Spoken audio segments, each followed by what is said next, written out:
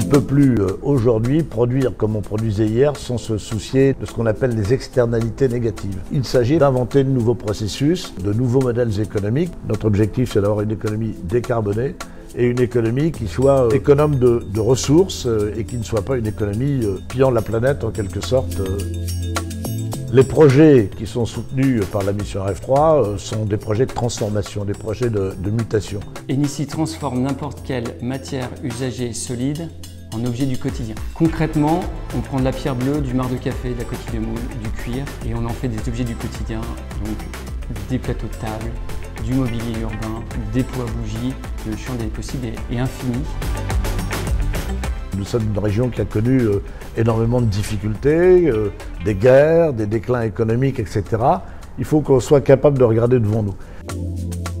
Le fait d'utiliser des matières recyclées, on raconte une histoire qui est portée par la première vie de ces matériaux. On a quelques exemples comme la brique. Finalement, on est ici dans les Hauts-de-France et cette brique, on la connaît dans les murs. Et aujourd'hui, on la recycle pas ou très peu. Enici la recycle pour en faire du mobilier, du parement. Et c'est un peu le territoire des Hauts-de-France qu'on valorise et qu'on met en lumière à cette occasion.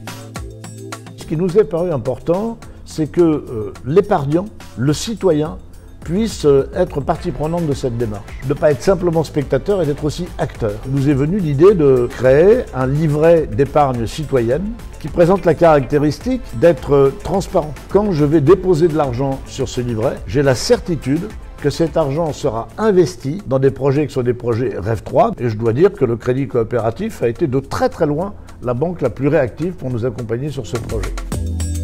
Dès le début, on avait une ambition industrielle sur le développement d'Enici. Qui dit industriel dit un besoin de financement relativement important. On a eu de la chance, ou en tout cas les gens ont cru dans le projet d'Enici et donc nous ont soutenus. C'est le cas du Crédit Coopératif qui nous a permis d'acheter des machines neuves. Pas de grands et de petits épargnants, chacun peut avoir sa part. Enici fait partie d'un écosystème où chacun a sa place, avec des valeurs durables profondes, qu'on retrouve d'ailleurs en REV3. Ce livret REV3 est vraiment le livret type de ce que peut être le rôle d'un épargnant dans une économie. Tout le monde est gagnant, l'épargnant est gagnant, le porteur de projet est gagnant et surtout, le territoire, l'ensemble de la population de la région se retrouve également gagnante. L'avenir, on ne le connaît pas, l'avenir, on le façonne.